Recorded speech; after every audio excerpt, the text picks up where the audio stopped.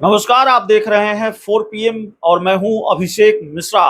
देखिए, लोक जनशक्ति पार्टी रामविलास के राष्ट्रीय अध्यक्ष चिराग पासवान की एक तस्वीर सामने आई है। चिराग पासवान केंद्र सरकार में मंत्री भी हैं और अब से थोड़ी देर पहले उनको लेकर एक तस्वीर सामने आई है। वो तस्वीर अपने आप में बहुत सारी कहानी कह जाती है।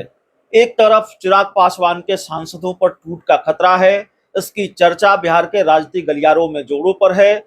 चिराग पासवान की पार्टी पर संकट है और पता नहीं किस वक्त चिराग पासवान को कितना बड़ा झटका लग जाए। और ये झटका किसी दुश्मन से नहीं है, दोस्त से ही है। और दोस्त किस तरफ मेरा इशारा है, या खुलकर कहें तो भारतीय जनता पार्टी को लेकर चर्चा है कि भारतीय जनता पार्टी चिराग को झटके दे सकती है।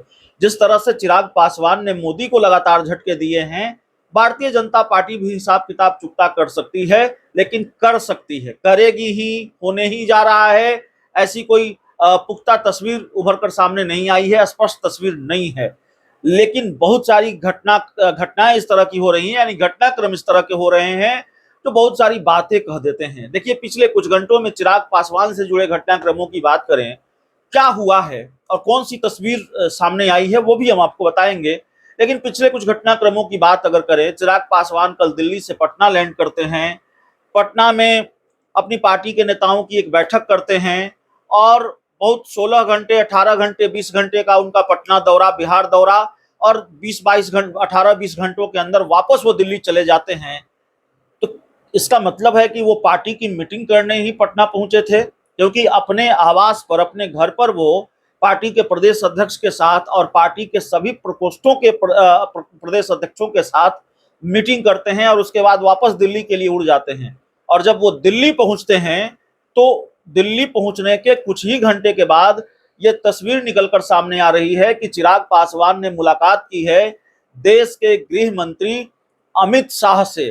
तो एक तरफ उनकी पार्टी पर टूट का खतरा, दूसरी तरफ अपनी पार्टी की मीटिंग के लिए वो पटना आते हैं। हम तो यही कहेंगे मीटिंग के लिए आए, 16-18 घंटों के लिए वो पटना आते हैं, फिर दिल्ली के लिए वापस वो उड़ान भर लेते हैं और दिल्ली जब पहुंचते हैं तो अमित शाह से मुलाकात करने पहुंच जाते हैं।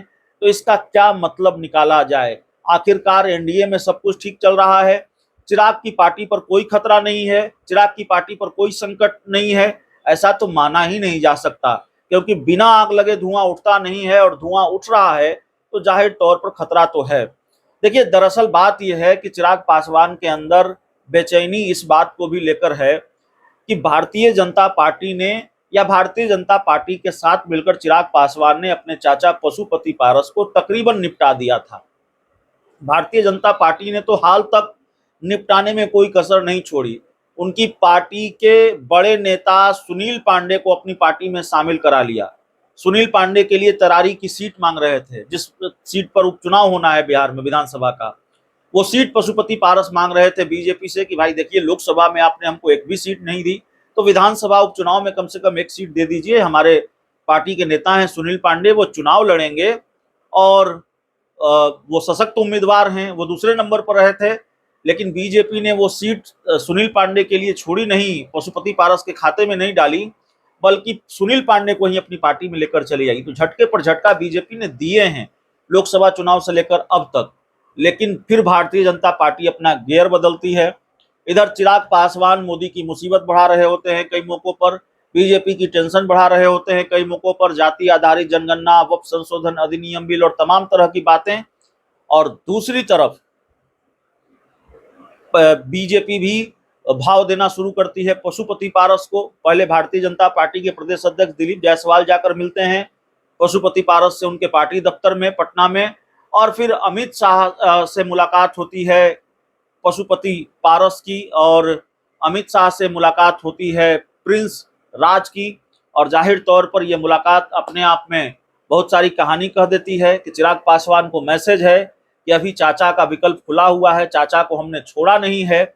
और इन मुलाकातों के बाद फिर ये चर्चा भी शुरू हो जाती है, नित्यानंद राय का नाम सामने आने लगता है कि भाई चिराग की पार्टी के सांसदों में टूट हो सकती है।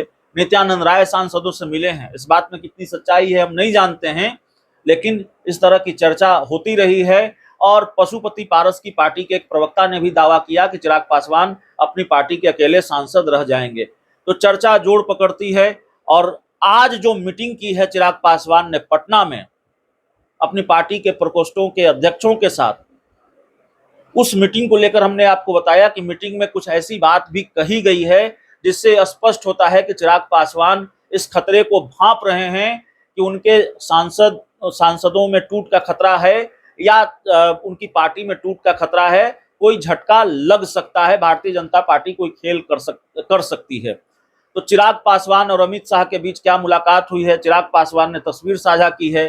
वो लिखते हैं कि राजनीतिक बिंदुओं पर बातचीत हुई है।